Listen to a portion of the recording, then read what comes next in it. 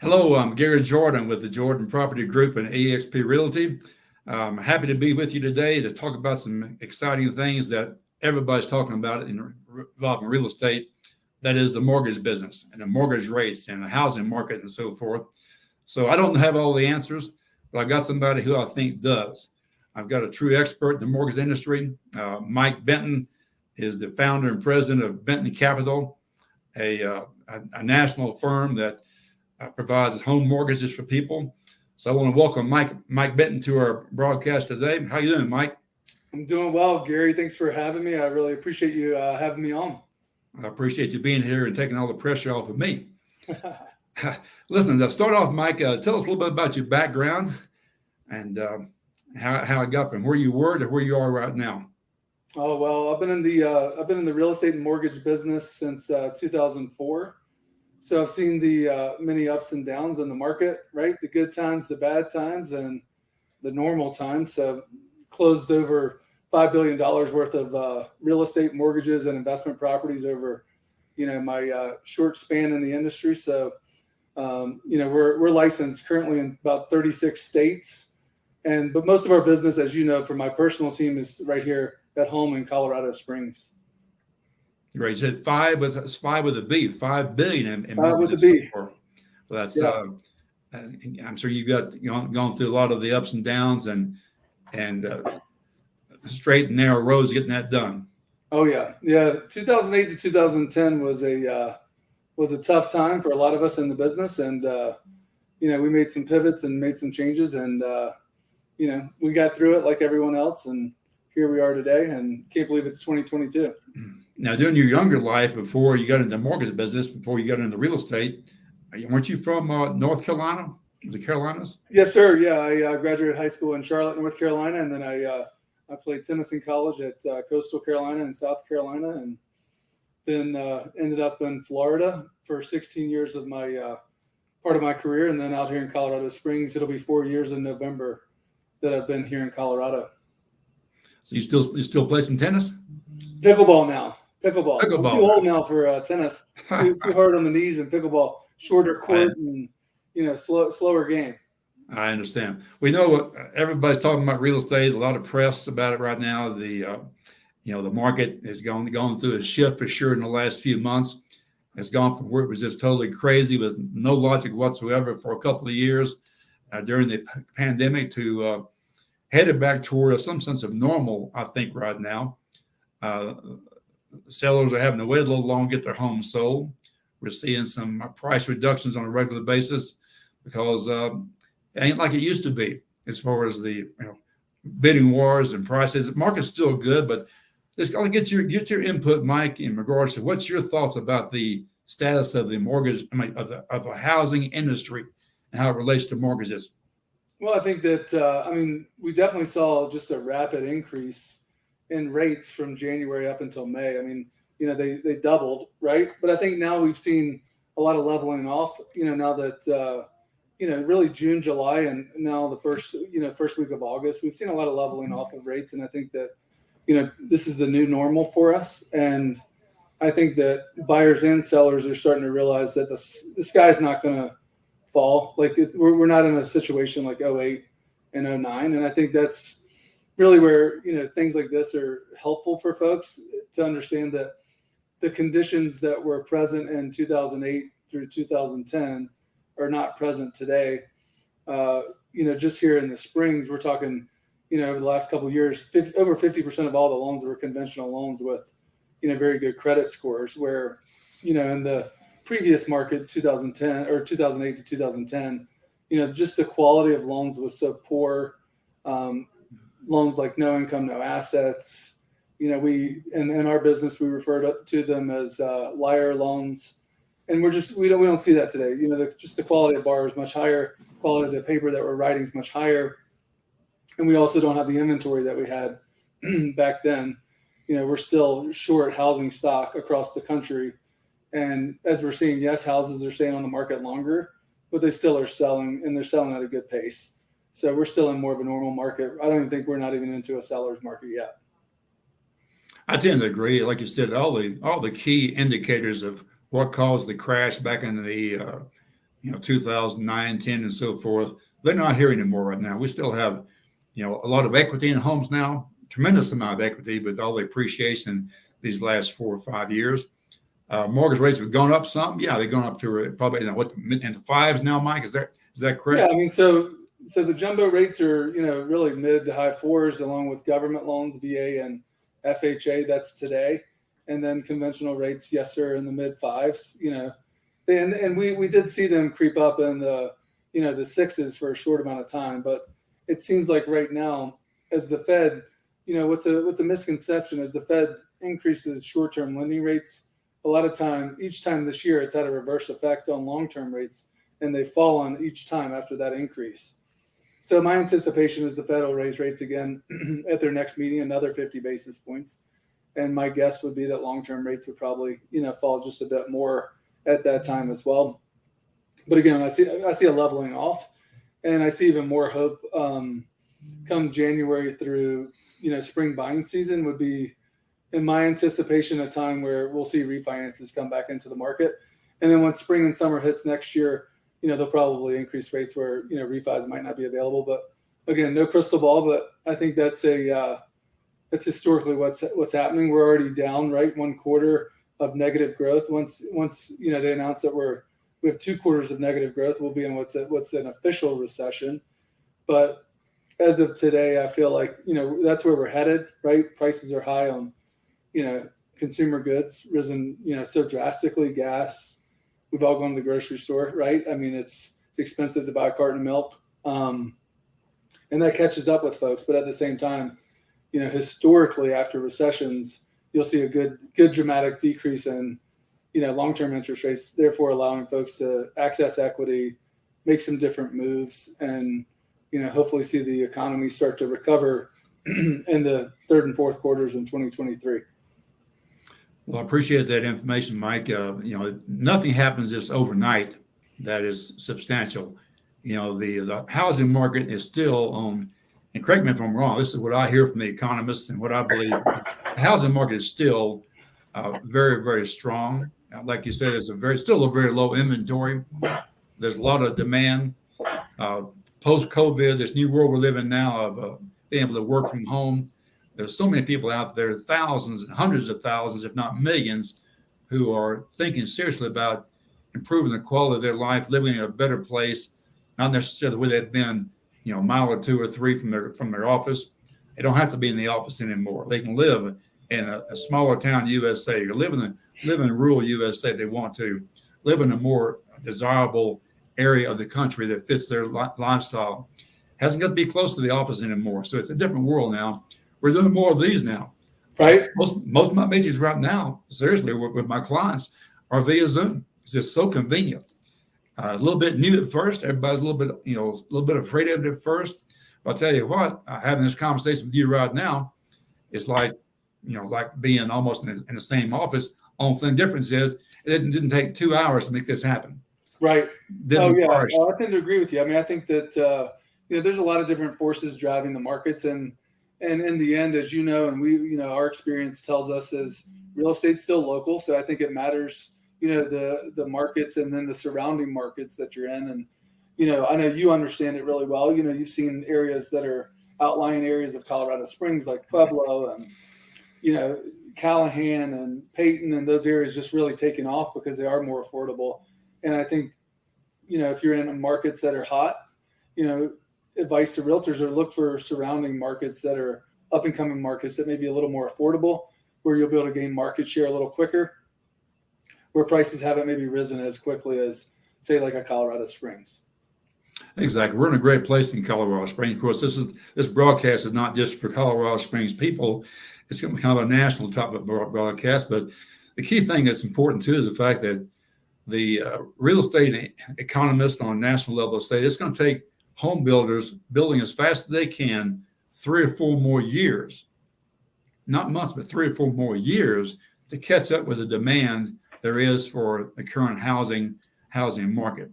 So the demand like that, people want to move and to improve their living conditions and so forth, improve their places. It makes your real estate investment whether it's at your mortgage cost is 2.5% or whether it's 5.5%, it's still a real good investment. Getting some equity built up, especially if you go comparing it to renting. Renting Oh, rates are absolutely. going up a lot faster than mortgage rates are. Yeah, I mean, your cash is in the game, as I say. If you're renting, and your cash is in the game if you're buying. But there's a lot of different opportunity costs lost and moving costs that need to be factored in when making a decision whether to buy versus rent.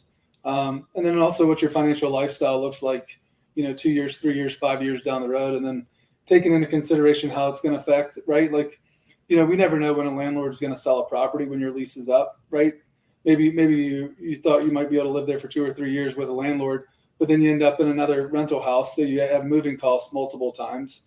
And then it creates a stability issue with the family, right? I think a lot of people miss the pride of ownership aspect of buying and selling homes. We're here to serve families, not to write loans. And home ownership is so important for our country, right? I mean, that's why, where my passion comes in. I am a big believer in not having these large companies come in and take over, towns and cities. So I'm going to do whatever it takes to support first-time home buyers and folks that maybe couldn't get in the market with a first-time home buyer program or down payment assistance a year ago. We're seeing that happen more frequently now, and I'm excited about that. And those people are worthy of a home. And now with prices stabilizing and those programs, sellers willing to take those types of offers and give seller concessions to support those folks, we're seeing a lot more of that, and I'm pleased. Well, Mike, one thing I've always been impressed about you is the ability to think outside the box and be creative in ways to get things done. Tell us now, as it relates to a home buyer or a home seller or as a realtor listening to this broadcast, what are some things that can be done now that you can help them do to make their offer or make their situation better and more attractive to the person across the desk? Sure. Well, I think the first thing, let's talk about sellers, right? I mean, so sellers want to sell and buyers want to buy. And the number one thing that affects everybody is their monthly payment. And the interest rate affects that the most if they're getting a loan. And just like any other market, when there's a need in a market, there's, products that come back to support the need of buyers and sellers. And, what I've seen most recently that has worked really well, which is, going back to the seller credit issue. Multiple programs, both government and conventional. If a seller is willing to give a credit on a home, a seller's concession, buyers can use that in multiple ways. And understanding the buyer's financial situation and how that's going to impact them both short-term and long-term is important. And that's why, all realtors aren't created equal. That's why all lenders aren't created equal. Interest rate is not the only factor.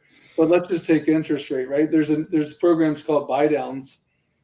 And with seller concessions, buy downs can be used really efficiently. And, there's multiple buy down options, and those aren't permanent buy downs.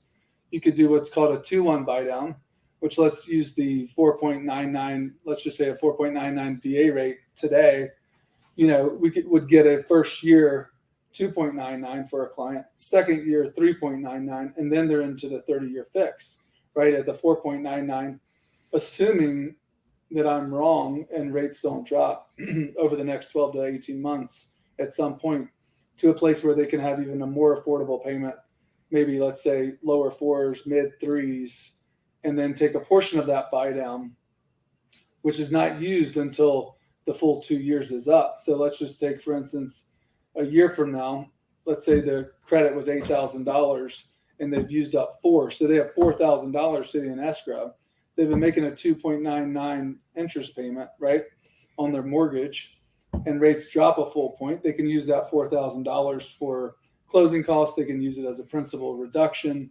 There's a lot of way to structure it and make it financially beneficial for them. A circumstance where you have a wife, let's just say, who's taking time off of work to have children over the next 2 years, but it's going to go back into the workplace 2 years down the road. That would be an excellent place to use that loan.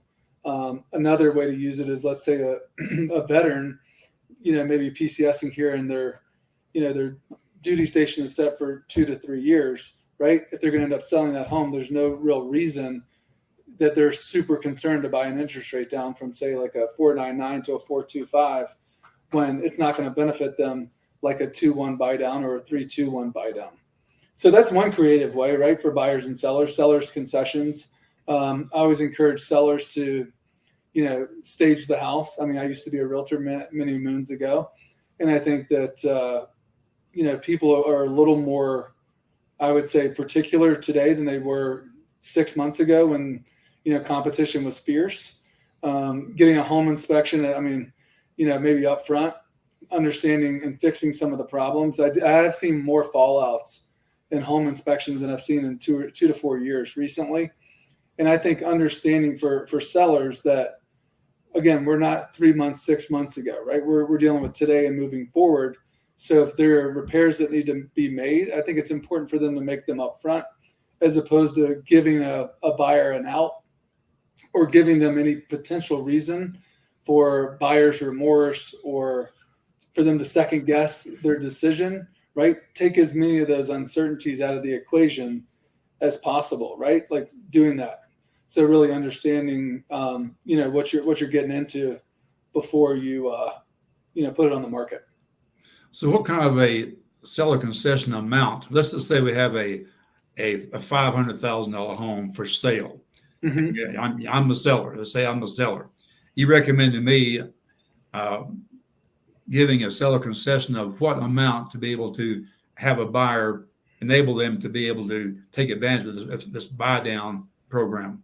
In a circumstance like that, I think $8,000 to $10,000 would be perfect.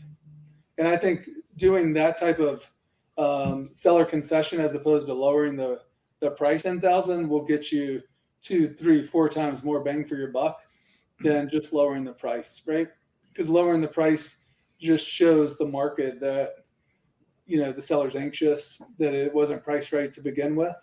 Going back to that is, if I was an agent, I would be looking at the list prices of homes. So go back to the homes that were sold in the last 30 days and really understand what they were listed for, not what they sold for. So if they understand what they listed for, they're going to really understand the current market as opposed to what they're selling for. And really taking a look at that data and analyzing it. I think that getting back as an agent, right, it's getting back to the basics. You and I are both relationship guys, right? Relationships matter. I think the same thing you do in a good market, you do in a bad market.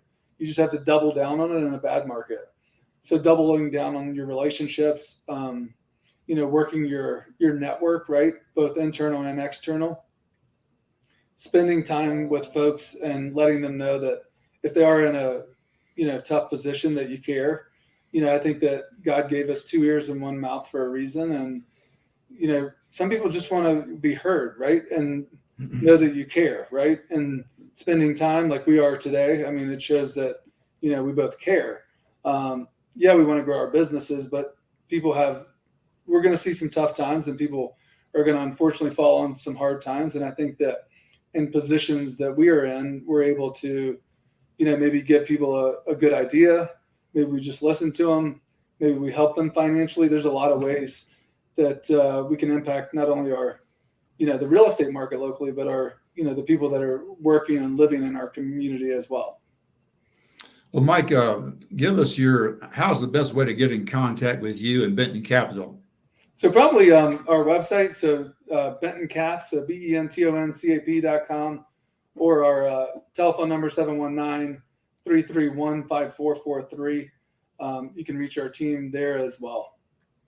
Okay, now as a consumer out there, if you're thinking about selling, I recommend contacting someone like Mike with Benton Capital. Have them explain to you about their seller concessions and the ways they can help you get your home sold faster without having to go through the maybe possibly numerous price reductions. Keep in mind, Mike and Benton Capital are in 36 states, not just Colorado. So chances, but where you are, I don't care if you're in California, Florida, Texas, or Colorado, or in between, chances are very high they can help you out. So reach out to Mike. Now, if you're a realtor, you have a listing coming up, or you got a listing that you're having trouble selling, have a conversation. Change your strategy. Talk to someone like Mike about ways to convince your seller to offer a seller concession, make it more attractive to the buyer, get them across the finish line, and get that closing done ASAP. So, Mike, it's been great information. Any more things you want to say before as we wrap things up today? Well, thank you, Gary, for having me. And I think that I think just like in any market, right? It's just being kind, being consistent, being diligent, and always knowing your craft really, really well will serve us all in our community and in our markets. Appreciate that. Listen, I'm Gary Jordan with the Jordan Property Group and EXP Realty. If I can help you with any of your real estate needs, I really feel free to reach out to me. My number's down below, 719-502-7176. If you need a evaluation of your home, complimentary, I'll get it for you. If you want to have just a conversation about ways to put together a plan to help you sell or buy a home, let's have the conversation. It doesn't cost a thing to develop some more knowledge. We'll plug in our team of experts like Mike to make this thing happen. I appreciate all of you. And always remember, I'm never too busy. And I really appreciate your referrals. Thanks for being here. Thank you, Mike. Thank you.